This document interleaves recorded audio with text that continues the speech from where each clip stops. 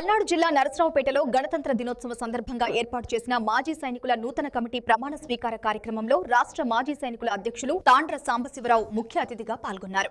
నూతన కమిటీ సభ్యులు సాతులూరి రత్నాపాల్పల్లి, పులి శ్రీనివాసరెడ్డిపల్లి, లింగా ఆంజనేయులు ప్రమాణ స్వీకరించి శుభాకాంక్షలు అందుకున్నారు.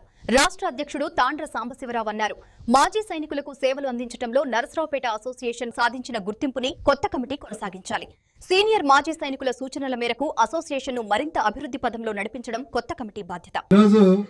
ఒక చక్కటి వాతావరణంలో మన కుటుంబ సభ్యులందరూ కూడా మాజీ సైనికులు మీ అందరూ ఇక్కడ సమావేశం ఏర్పాటు చేసుకోవటం, దానికి నన్ను కూడా ఆహ్వానించడం చాలా సంతోషం.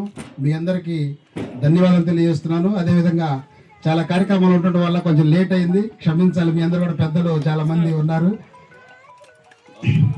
77వ గణతంత్ర దినోత్సవం మనం సహజంగా భారతదేశంలో అనేక వేల రకాల కులాలు, విభిన్న రకాల జాతులు ఉన్న క్రమంలో క్రిస్టియన్స్ మరి క్రిస్మస్ చేసుకుంటారు, ముస్లిమ్స్ రంజాన్ చేసుకుంటారు, మరి హిందువులు సంక్రాంతి చేసుకుంటారు. కానీ మనమందరం కూడా భారతీయులందరూ కూడా అన్ని కులాలు, అన్ని మతాలు, అన్ని రాజకీయ పార్టీలు కూడా కలిసి చేసుకునే పండుగలు రెండు, ఒకటి స్వాతంత్ర దినోత్సవం, రెండు గణతంత్ర దినోత్సవం. అలాంటి ఒక మన పండుగ ముఖ్యంగా దేశ రక్షణలో ప్రాణాలను సైతం లెక్క చేయకుండా, అంటే ఈ దేశంలో చాలా మంది వేల కోట్ల ఆస్తులు కలిగిన కోటీశ్వరులు ఉన్నారు. కావాలంటే 1 కోటి, 2 కోట్లు, 100 కోట్లు దానం ఇస్తారు. కానీ ఎవరు కూడా ప్రాణాన్ని ఇవ్వరు.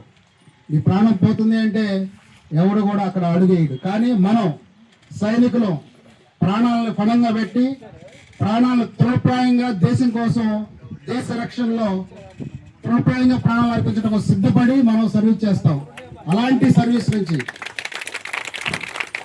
రిటైర్మెంట్ అయిన తర్వాత కూడా దేశభక్తిలో అదే స్ఫూర్తితో మేము ఉన్నాము అని తెలియజేయడం కోసం ఇలాంటి కార్యక్రమాలు చాలా అవసరం.